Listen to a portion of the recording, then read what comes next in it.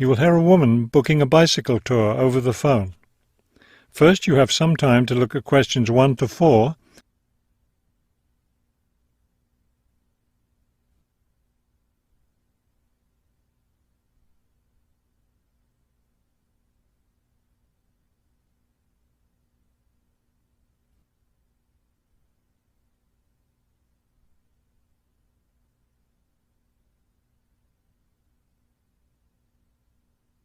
You will see that there is an example that has been done for you.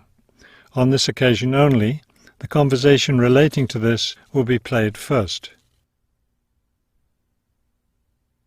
Global Bicycle Tours. May I help you? Yes, thank you. I'd like to sign up for a bicycle tour.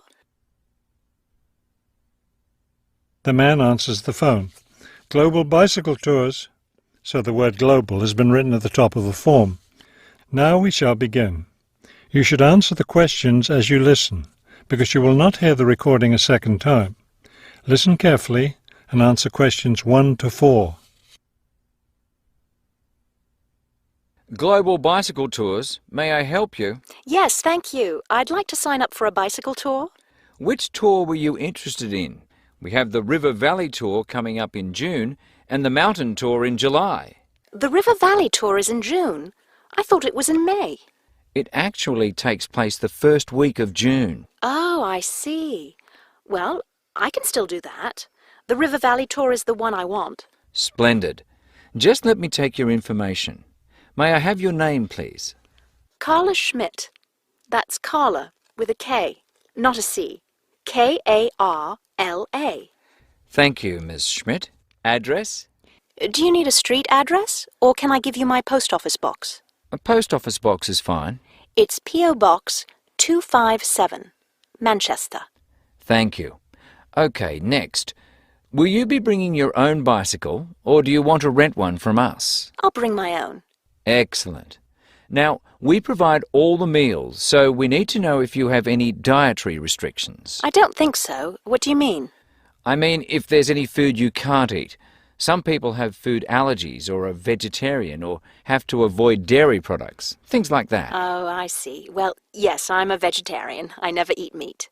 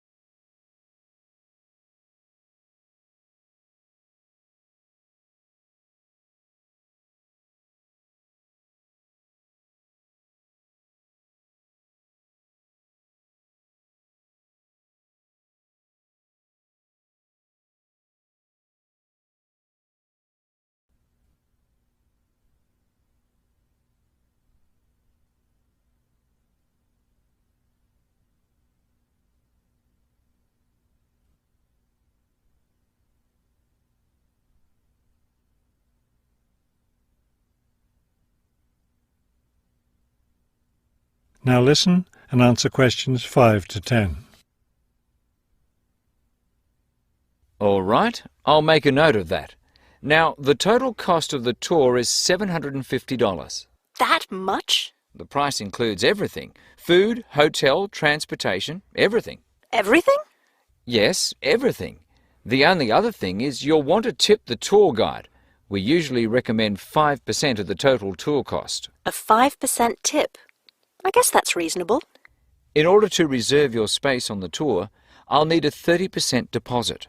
Do you need that right away? We generally ask for the deposit at least 4 weeks before the tour begins. The River Valley tour begins, 6 weeks from now. So you'll need to pay the deposit in 2 weeks. I think I can do that. I wonder if you could tell me something. How will our luggage be transported? Do we carry it on our bicycles? No, you leave that to us. We have a van that carries your luggage from hotel to hotel each day, so you don't have to worry about it. Great. I have a luggage rack for my bike, but I guess I won't have to bring that. No, you won't. But there are a few items we recommend that you bring. We can't control the weather, so you should bring a raincoat or rain gear. Yes, that's a good idea. And I should have my own spare tyre too, shouldn't I? Actually, you don't need that, as our guide always carries some. And of course, you won't need maps either, since our guide has the route all planned. What about a water bottle? I'll need that, won't I? Yes, you should definitely have a water bottle. A camera would be a good idea too, since that tour goes through some very scenic areas. I have a guidebook of that area. I wonder if I should bring it along. We don't recommend guidebooks. It would just be extra weight, and the tour guide knows a great deal about the area. Yes, I see. Is there anything else I need to know? I think we've covered the important points. I'll send you a tour brochure, and you can call again if you have any questions. Thank you very much. That is the end of section 1.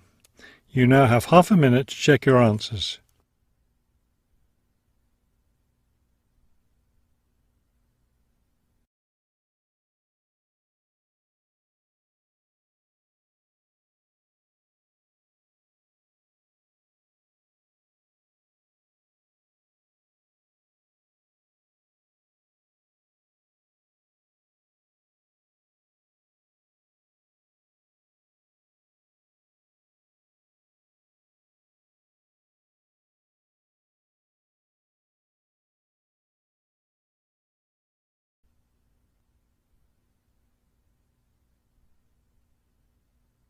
Section 2. You will hear a radio interview about a lakeside resort. First, you have some time to look at questions 11 to 15.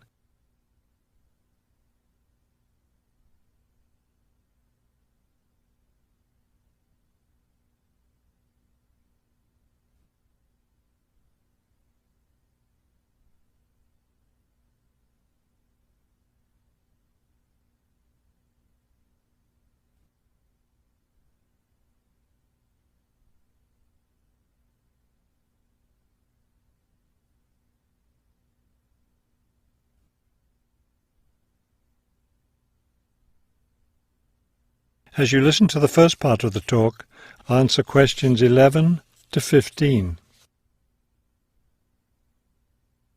Good afternoon, and welcome to today's show. The warm months are with us, and many of you are getting ready to plan vacation trips.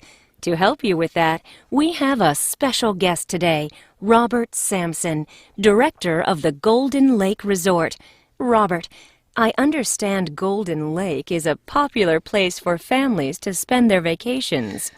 Yes, families enjoy spending time at Golden Lake. Many come back year after year.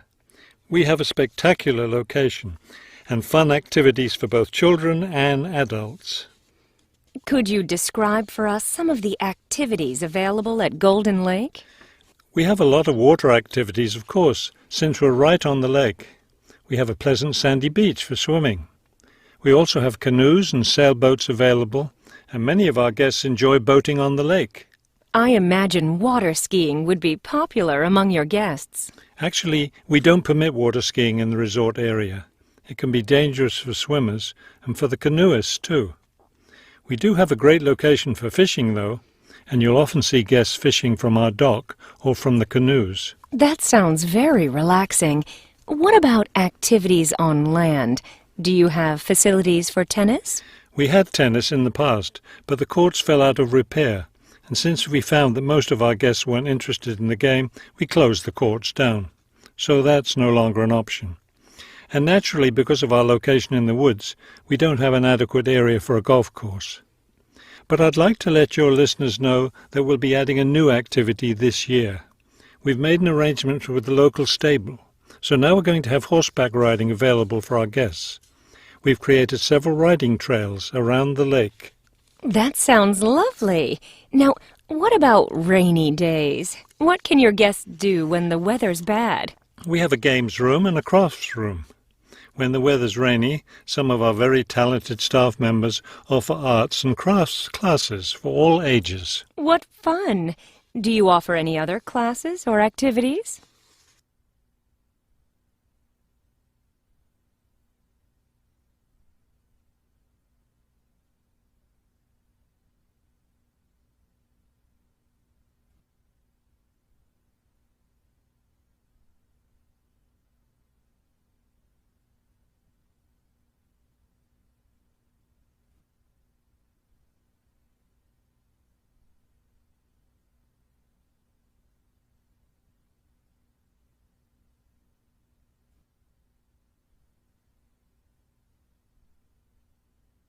Now listen and answer questions 16 to 20.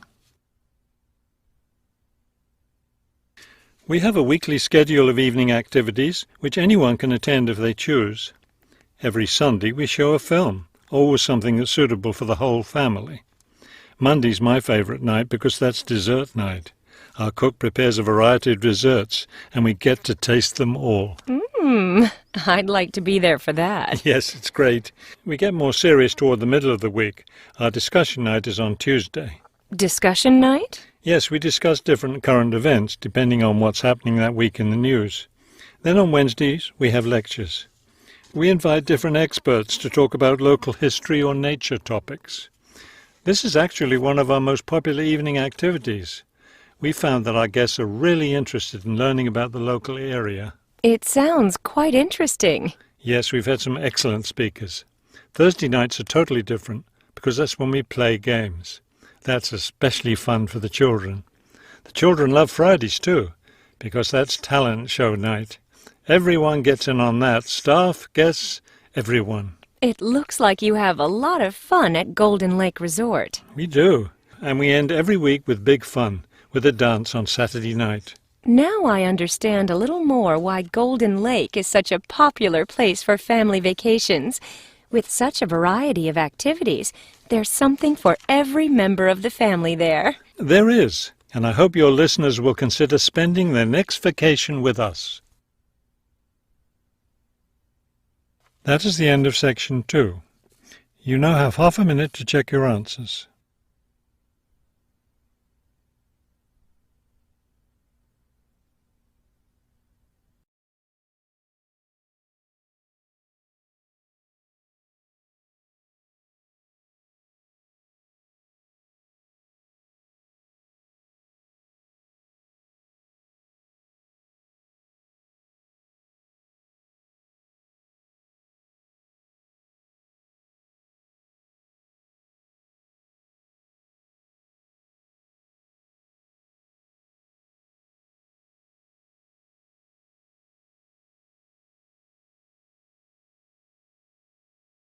Section 3.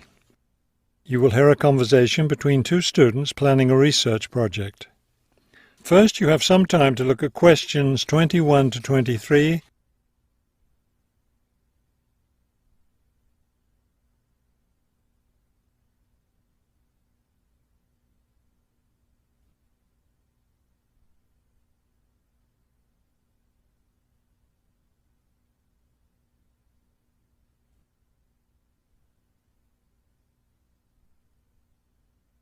As you listen to the first part of the conversation, answer questions 21 to 23. We'd better start planning our research project because we don't have much time left before it's due. I know, only 3 more weeks. Is that all? I thought we had more time than that. Well, let's get to work then. Okay, so we agreed we're going to interview shoppers about their spending habits. Did we decide to conduct our interviews at the department store? We haven't decided anything definitely yet, but I think the shopping mall would be a better place. We'd get more of a variety of shoppers there. Yes, that's a good point. So let's do that. How many interviews did the professor say we had to complete? She said at least 30. That sounds like a lot, doesn't it? Yes, but if we divide it up between the two of us, that's just 15 each. That's not so bad.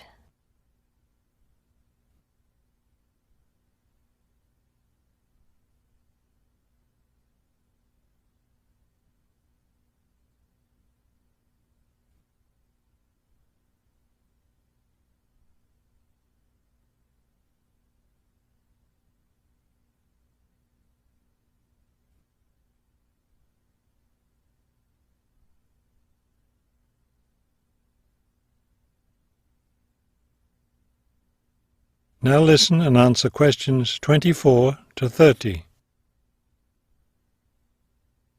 Okay, so I guess we'd better start designing our questionnaire. Well, we have to do some reading first, don't we?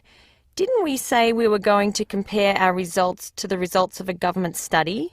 Right, the government study about how the economic crisis has changed people's spending habits. We want to see if we get similar results. Yes, so we'd better read that first and then design our questionnaire. Then I guess we'll be ready to go out and interview shoppers. No, don't you remember? The professor said she had to approve our questionnaire first before we actually conducted the interviews. Oh, right. So we'll get her approval and then conduct the interviews. I think it's Saturday would be the best day for the interviews because everyone's out shopping then. Right. We'll do it on a Saturday then. And let's also plan to get together the next day to analyse the results. It's best to do that while everything's fresh in our minds, don't you think? Sure. That sounds like a good idea. Okay, so then we're going to have to present our results to the class. Do you have any ideas for that? It's an important part of our grade, so I think we should plan it well. Well, I think the obvious thing is to prepare some charts showing our results and how they compare with the government study. That will help make the information a lot clearer to the class. Right. Okay, so we'll draw up some charts of the results. And then that's it. All that will be left to do is give the class presentation. Do you think we can be ready on time? I sure hope so. Let's get started now. That is the end of section 3. You now have half a minute to check your answers.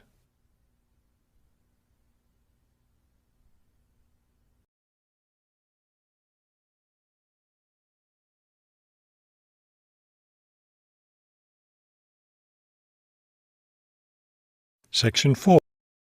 Section 4. You will hear a lecture about the black bear. First, you have some time to look at questions 31 to 35.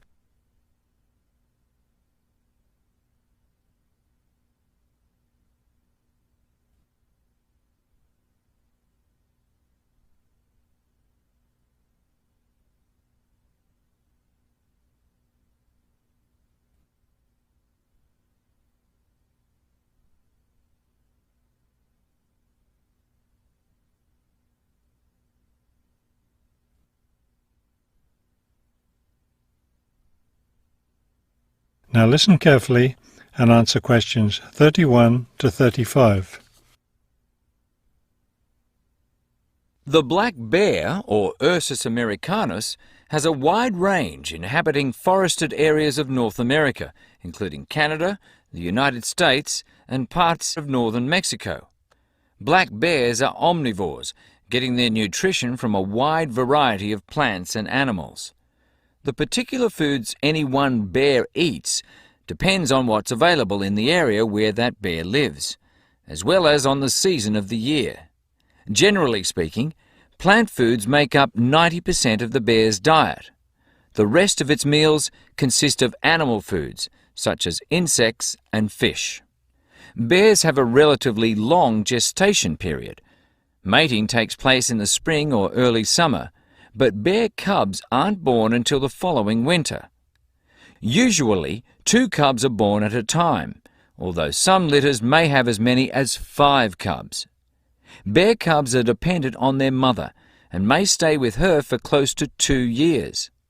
Wild black bears can live as long as 25 years. They've lived for as long as 30 years or more in captivity.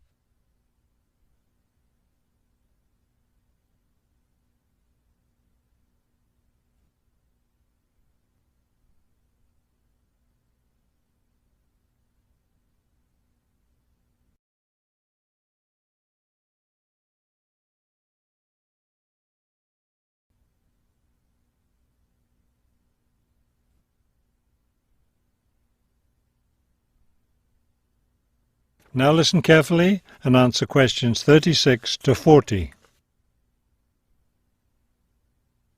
Much of the black bear's range coincides with the range of its close cousin, the grizzly bear. Although these bears are somewhat similar in appearance and habits, it isn't difficult to tell the difference between them. Colour isn't necessarily a distinguishing characteristic, as both species of bears occur in a range of colours from almost blonde to dark brown or black. Many black bears, however, have a patch of fur on their chests that's lighter in colour than the rest of their fur. Grizzly bears don't have this patch. Size isn't always a distinguishing feature either. although grizzly bears are usually heavier with an average weight of 225 kilos. Black bears average 140 kilos in weight. Grizzly bears spend time digging in the ground for roots and tubers that make up part of their diet. The large muscles they need for this give them a distinct shoulder hump. This hump is absent in black bears, which don't do the same kind of digging. The shape of the face and ears is also different in each species of bear. Grizzly bears have a depression between the eyes and nose, and short, round ears. Black bears, on the other hand, have a straighter profile and longer, more pointed ears. Grizzly bears are known for their fearsome, long, sharp claws. Black bears have shorter claws, which are better suited for climbing trees. That is the end of section 4. You now have half